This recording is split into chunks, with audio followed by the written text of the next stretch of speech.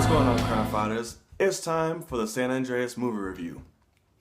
This has to be my favorite disaster flick in a very long time, if not of all time. Just for me personally, because I had so much fun watching this movie, and it is such a fun and very intense film, and is directed by Brad Payton and also stars Dwayne "The Rock" Johnson and Carla Gugino, if you haven't already known, which I'm sure you do.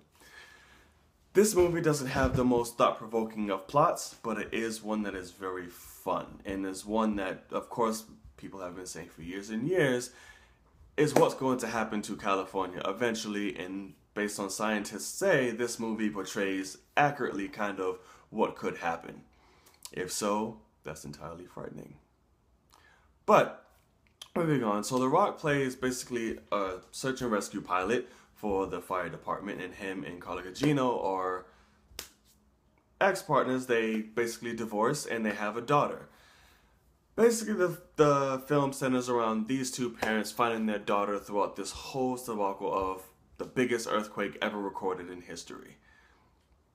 Really simple. That's literally all the story is. Them finding their daughter and shit just goes wrong. Now, by saying that, yes, the story is very simple, but the movie is intense as hell. So much was going on in this movie, you don't get you get no time to breathe.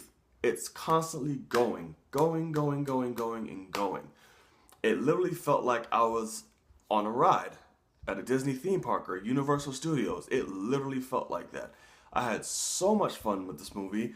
The graphics and the way that the destruction was executed were flawless to me. Besides the beginning, a certain opening scene was kind of like, but then the rest of the film was actually really good, and it really pulls you into all the action happening and everything. You almost feel claustrophobic at times because when everything's happening, things are happening around you, and I like that. Well, not necessarily normal, but other traditional disaster flicks, when you have your characters and you're focusing on them while everything's happening, it's just focused on them. You don't see the surrounding picture and everything that's going on. Not this movie. You have The Rock, and then everything else happening, everyone else is involved, people getting hit with this and smashed with that, and this is falling, and he has to... It's so intense. I had to pee about a few times in that movie. I was like, oh my god, intense. Now I gotta pee. Didn't move though, because the movie really brought me in. The performances are really good. The Rock was really good in this film. He's definitely taken...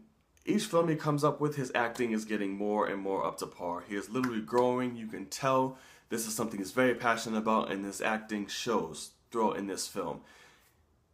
He definitely got the emotion down. Him and Carla as well. Both have great emotional scenes together.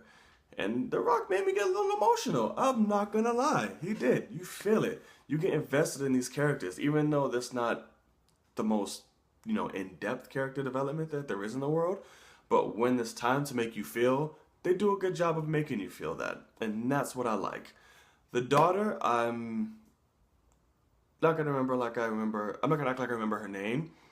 As Ariel, something. That's all I know. She was okay. She was cool as the daughter of The Rock, who she basically helps out her, and her name was Blake in the movie. Her name was Blake, and her and this young man, she meets young man and his brother along the way to interview her stepdad, because Carla Gugino's new hubby, played by Ian Grufford, aka the original Mr. Fantastic, takes Blake along to a business trip to basically bond. Along that way, Blake meets this young man and his brother, who the young man is interviewing for her stepdad's company. That's when everything goes haywire. So it's basically these three going together as well, trying to meet Dwayne Johnson at a vocal point to where he can rescue him and all be together and know that she's safe. So she was really good because she was very handy in what to know during the situations and how to prepare yourself for the situations and what to do when things went wrong. So she was very handy in that case. Her acting, it was alright. Could have been better. It was there. She was basically eye candy, to be honest. But when she needed to play a role, she did. When she was there, you needed help, she was there. So that was pretty cool. The writing, of course, It has some cheesy lines. It wouldn't be a disaster flick without it. So of course they were there, but everything else was pretty much solid. Paul Giamatti was really good. It's Paul Giamatti. He's not gonna go wrong with him. It's impossible.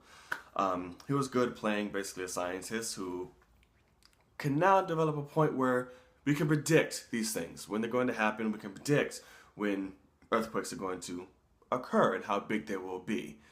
As stated, this is the biggest earthquake that's ever been recorded in San Andreas, and it happened, well, in California, and it happens along the San Andreas Fault.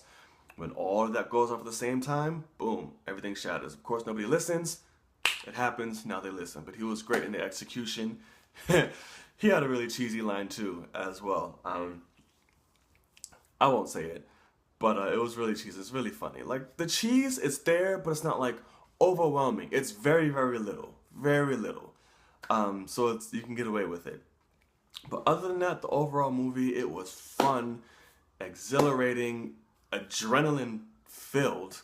Because like I said, I was literally holding on. I was like, oh my god, beautiful to look at. The visuals are stunning. I should have saw it in IMAX, but I didn't. I saw it regularly. So if I ever come across to see it again, I definitely will be seeing it in IMAX. But you guys, this is a movie that I'm definitely recommending. Everyone's great in it. The Rock is amazing in it, and it just had a fantastic weekend, bringing over $54 million, which is his biggest solo opening ever. So that's really good. So go keep supporting. The movie's awesome. Love it. I'm going to give it, I'm going to give it a 4.7 out of 5 nights. I'm going to do that because it was really good. It was entertaining. I'm giving it that high because, like I said, it was an entertaining film for me, and it kept me going all throughout the film and never stopped. I was never bored. Never bored.